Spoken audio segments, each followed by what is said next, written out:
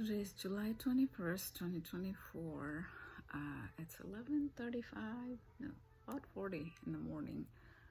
Generally, I make this video pretty long, especially on the weekends. I try to make it a little bit longer than this, but today there's a lot of chores, house chores and all that going on, and I'm also exhausted. Last night didn't sleep too well, but I thought just for the habit's sake, I will make it because these videos do help me to stay on track with my mindfulness, especially the morning video I didn't want to miss. So I think, yeah, in the since month and a half, I started making these videos. The actual mindfulness journey I have been practicing for 8 months now. The videos I'm making month and a half, so I have made almost every morning. I think only 1 or 2 days it was in the afternoon with some stuff going on in the morning where I didn't have the time. So yeah, I talk about the progress first. So yesterday, I think there was some progress, how I did things. Normally, some things the way I would talk about, I think I did a little bit better, in my opinion. So, especially when we have a stressful conversation or things like that, how we can do it better makes a difference. I did a speech on Friday night at Toastmasters. I've been part of Toastmasters for a long time now, and I did a mindfulness practice that was fun. And I think whenever my my daughter and my husband, they're doing some fun stuff from the background. You can probably hear some there in the other room anyway. So I think that stayed with me when I do a speech. The good impact stays with me too, which is a good thing. So it was mindfulness related. So I think I was that enforced me to live more mindfully yesterday, which is a good thing. And I think hopefully in the coming days also it will do that. And I've been doing intention setting for the day, weekend, and the week. And I'm trying not to do that for too far ahead, because I think when we do too far ahead, our sometimes our focus doesn't go that far. So yeah, I'm still doing the intention setting. When I'm waking up in the mornings, I am thinking through the mantras that I do, that I accept the things that I can't change, and I stay in the present moment, and I'm kind to all beings.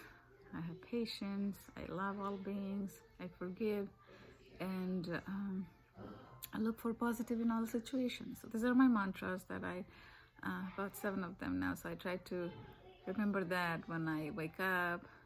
I do gratitude practice, and when I remember the mantra throughout the day here and there, I try to repeat it to myself in my mind. Sometimes I speak it to myself so I can hear it. So it was interesting that I was thinking about how Thich Nhat Hanh talks about changing the neutral feeling to unpleasant. Neutral. I'm having a hard time focusing because they're playing the music and talking a bit loud. I'm having a little hard time focusing. So let's see. We're gonna try that. So Thich Nhat Hanh talks about transforming our neutral feelings to pleasant feeling. And a lot of times he gives a very good example of when you don't have a toothache and we forget about the thing, and then if we know that when we don't have a toothache, then it becomes a pleasant feeling. So last night I really felt it. A few days ago I mentioned this, and I was kind of jokingly saying that it will resonate more with women than men, because when you don't have a period throughout the month, which is like 25 days of the month, we don't think about having a period. So I'm having a period. Last night I didn't sleep well because of that, and a woman would know why that happens, especially in the beginning when the flow is a lot. You can't sleep too well at night because you might have to get up, and you can toss and turn freely. So those are the times you really crave for, the times when you don't have the period.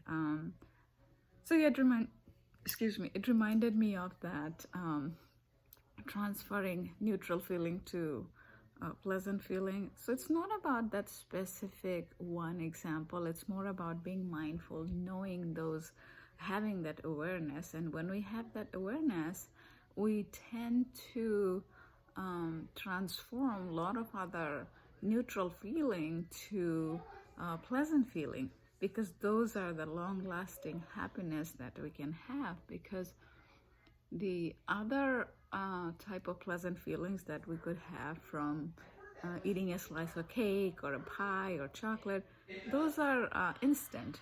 You'd feel good right away, but it's not long lasting. So what we need to work on more is in that focus on the neutral feeling and try to transform those into pleasant feeling.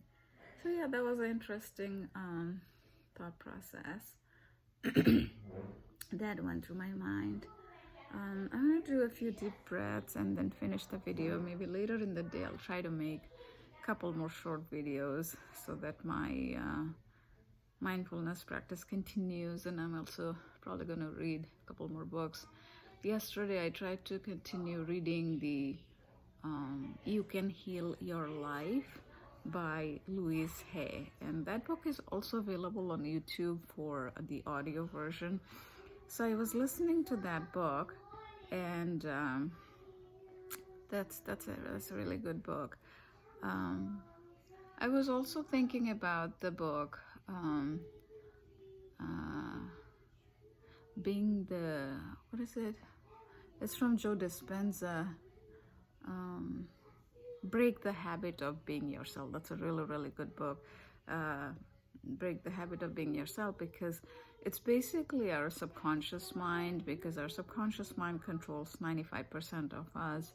And when we are trying to breaking the habit of being ourselves, basically we are trying to change how our subconscious mind works on autopilot. So eventually I might read that book again or listen to that book again.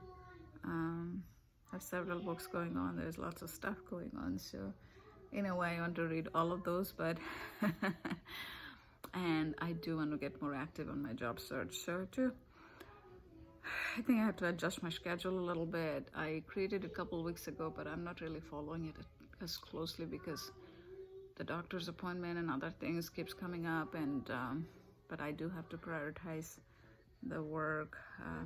It's been a while, and I think I needed the time. Sometime I need it for my healing, and I think I'm getting to a point that I think I'm able to adjust with a lot of emotions as the healing happened and happening.